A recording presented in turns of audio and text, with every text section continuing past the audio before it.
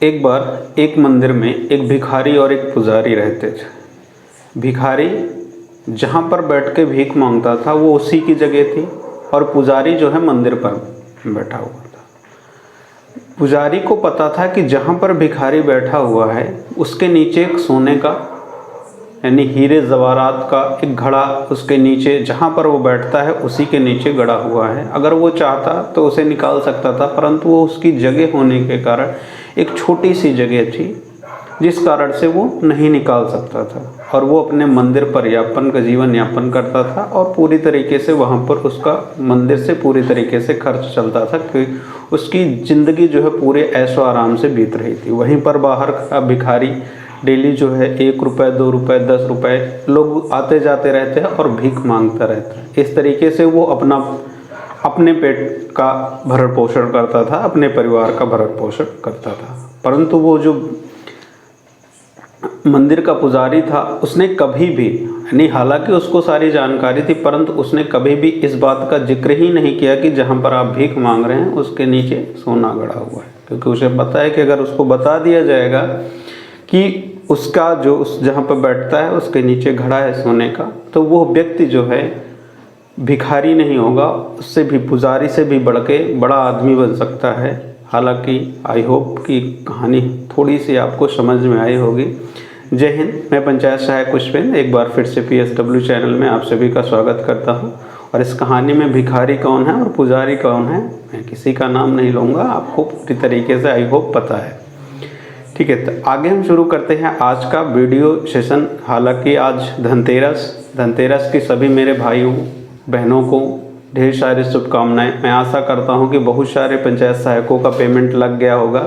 जैसा कि 3 नवंबर को हम सभी ने मिलकर धरना दिया और ये एक ऐतिहासिक धरना था। रायबरेली ज़िले में इतनी संख्या में पहली बार कोई बहन भाई इकट्ठे होकर उन्होंने अपना साथ देकर इतने बड़े धरना का प्रोत्साहन दिया। और उस धरने से एक बात बहुत अच्छी सामने आई, जिसमें काफ़ी मेरे भाइयों और बहनों का पेमेंट काफ़ी शीघ्र ही लगा। और कहीं पर थोड़ी समस्याएं आई जो कि हमने अधिकारियों से बातें की, जिससे एक चीज़ संज्ञान में आई है कि जहां पर भी कभी बड़े अधिकारी जब पेमेंट की बात करते हैं कि सेक्रेटरी महोदय से, जितने भी हमारे हैं सेक्रेटरी महोदय, तो उन लोगों का सीधा सा जवाब होता है कि हमारे यहाँ के पंचायत सहायकों का पेमेंट लग चुका है। अब समस्याएं यहाँ पर आ रही हैं कि उन्होंने पेमेंट नहीं लगाया है। बहुत सारे ऐसे सेक्रेटरी सामने आए हैं, हालांकि मेरे साथ भी कोई गया, मैंने इन चीज़ों को देखा, ऑब्जर्व किया, तब मुझे यकीन भी इन बातों का हुआ। क्योंकि उच्च पदाधिकारियों के पास जब मैं गया तो उन्होंने यही बात कही कि मेरे यहाँ का लगभग 100% सभी जगह के, मैंने जितने भी उच्च पदाधिकारियों से बातें की तो उन्होंने बताया कि मेरे यहाँ का लगभग सभी पंचायत सहायकों का मानदेय लग चुका है। अगर पंचायत सहायकों का मानदेय लग चुका तो हम लोग इतनी बड़ी संख्या में इकट्ठे होने का कोई वर्चस्व हम लोग का नहीं था। फिर भी अब यहाँ पर बातें यहाँ पर आ चुकी हैं कि अगर जैसे मान लिया कि हम लोगों को अब एक साथ खड़े होकर बोलना पड़ेगा। जैसे सपोज मान लिया कि होता क्या है कि जब भी मीटिंग चलती है तो कोई एक व्यक्ति विशेष जब खड़ा होता है तो बाकी सब लोग उसका सपोर्ट किसी भी तरीके से नहीं करते हैं। हालांकि बहुत सारे व्यक्ति उस परेशानी का सामना कर रहे होते हैं। फिर भी तो इन चीज़ों को आपको थोड़ा सा ध्यान में रखना है। अगर आपका पेमेंट नहीं लगा है तो किसी से डरने की बात नहीं। अगर सेक्रेटरी आश्वासन देते हैं, क्योंकि होता क्या है कि जब भी मीटिंग होती है तो कहीं पर कॉल कर दिया जाता है, कहीं पर कौन सी घटना आ जाती है कि बस आपका पेमेंट कल लग जाएगा, परसों लग जाएगा, मीटिंग में शांत रहना। मीन्स आपको मीटिंग में शांत रहने के लिए क्यों कहा गया? क्योंकि उन्होंने पहले ही बता रखा कि हमारे जितने भी पंचायत सहायक हैं उनका मैंने पेमेंट लगा दिया। ये बातें जब तक सामने उच्च पदाधिकारियों तक नहीं रखी जाएंगी तब तक समस्याएं होंगी। क्योंकि जब धरना दिया गया तो उसका पूरा आश्वासन हमारे पास कॉल आई, जिससे मिला कि सभी का लगभग पंचायत सहायकों का मानदेय लग चुका। लेकिन उसके बाद भी बहुत सारे मेरे भाई बहन हैं जिन्होंने कमेंट किया, मेरे पास कॉल किया कि अभी भी मेरा पेमेंट नहीं लगा है। जब वहाँ पर बात की गई तो वहाँ पर उच्च पदाधिकारी तो वो बोलते हैं कि हमको बताया गया कि पेमेंट लग चुका है। तो इन चीज़ों से थोड़ा सा सावधान होना है। अगर आपका पेमेंट नहीं लगा है तो आपको बताने में कोई हेजिटेशन नहीं होना चाहिए, क्योंकि आप जब तक दबते रहेंगे तब तक आपको दबाया जाएगा।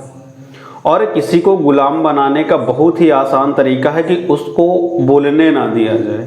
जब तक आपको बोलने नहीं दिया जाएगा आप आसानी से उसके तले दबते हुए चले जाएंगे और ये समस्या धीरे धीरे नासूर बन जाएगी और एक दिन आप एडिक्टेड हो जाएंगे और अपनी ही बातों को आप कभी भी किसी के भी सामने नहीं रख पाएंगे। आप गांव के सबसे शिक्षित व्यक्ति हैं, आपको अपनी मांगों को लेकर खड़े होना है और लड़ना भी है। हालांकि जितने भी मेरे पंचायत सहायक भाई बहनों ने 3 नवंबर के धरने में सहयोग दिया है, बहुत ही मैंने कल्पना भी नहीं की थी कि इतने मेरे भाई बहन मेरे साथ खड़े होंगे जब भी किसी भी चीज़ को लेकर मैं आगे बढ़ूंगा। आप सभी का बहुत बहुत धन्यवाद।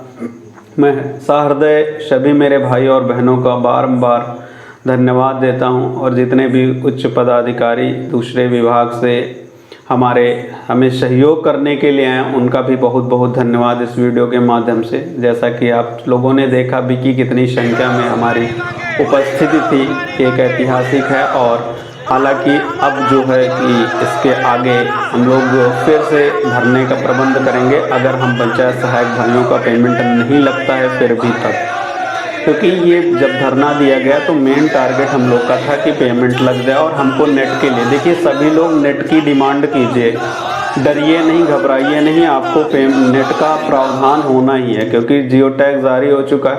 क्योंकि इसके लिए जो भी प्रावधान है पूरी तरीके से सरकार के द्वारा भी इसका पूरा आश्वासन दिया गया है और जल्द ही उप जिलाधिकारी DPRO CDO मैम के द्वारा भी आदेश कर दिया जाएगा कि हर पंचायत भवन में जब तक नेट प्रोवाइड नहीं है तब तक के लिए जो है 999 रुपये का जो रिचार्ज होता है, जो अनलिमिटेड होता है, वो सभी के मोबाइल में करवाया जाए जिससे हर एक कार्य करने में आसानी रहे। अगर आपसे फिर भी काम करवाया जाता है बिना नेट रिचार्ज के, आप साफ मना कर दीजिए कि नेट प्रोवाइड करा दीजिए, तो नेट प्रोवाइड आपको करवा दिया जाएगा। आपको थोड़ा सा सख्त होना है, एक साथ मिल के आवाज़ उठानी, कोई चमचागिरी किसी की नहीं करनी है। मैंने हालांकि जब जितने भी मेरे भाई बहन वहाँ पर उपस्थित हुए थे तो मैंने एक चमचासन के बारे में बहुत अच्छा और प्यारा बताया था, वो आप आई होप समझ रहे होंगे और आपको देखने को भी ऐसे व्यक्ति मिल भी रहे होंगे। तो उनसे सावधान रहना है। किसी भी तरीके का कोई भी दिक्कत अगर होती है तो हम सभी साथ हैं और किसी एक की परेशानी नहीं होगी। अगर कोई परेशानी होती तो हर एक व्यक्ति की परेशानी हो। तो मानदेय के लिए अगर जिसका भी नहीं है बिल्कुल साफ शब्दों में उच्च पदाधिकारियों तक वो बातें पहुंचाइए आप, क्योंकि जब मैं कॉल करता हूं तो उच्च पदाधिकारी द्वारा आश्वासन दिया जाता है कि मेरे यहाँ सभी पंचायत सहायकों का मानदेय लग गया है, हमसे ये जानकारी नहीं दी गई, तो हमें ये पता नहीं था। इन चीज़ों को थोड़ा सा आप लोग जागरूक कर दीजिए। धन्यवाद। आज के वीडियो में बस इतना ही। जय हिंद, जय भारत। आने वाले यानी कि कल नहीं परसों यानी कि दीपावली है, दीपावली की अग्रिम सभी को ढेर सारी शुभकामनाएं। हो सकता है कि उस दीपावली के दिन एक छोटा सा वीडियो दीपावली की बधाई के रूप में हम डालें, तो उसका भी इंतज़ार कीजिएगा और वीडियो को ज़्यादा से ज़्यादा शेयर कीजिए, क्योंकि आप सभी हमारी ताकत हैं। और आज का जो हम देख रहे हैं जो डिजिटल ज़माना है उसमें कहीं ना कहीं हम सभी अपनी मीडिया, और ये तो हम अपना स्वयं का प्लेटफॉर्म है जिससे कि हम अपनी बातों को आगे तक आसानी से बढ़ा सकें। ये ऐसा प्लेटफॉर्म बनाया गया है, किसी का दबाव नहीं होगा, किसी तरीके की कोई परेशानी नहीं होगी। तो इस वजह से आप लोग से इस चैनल पर मैं सपोर्ट की आशा करूँगा। जय हिंद, जय भारत।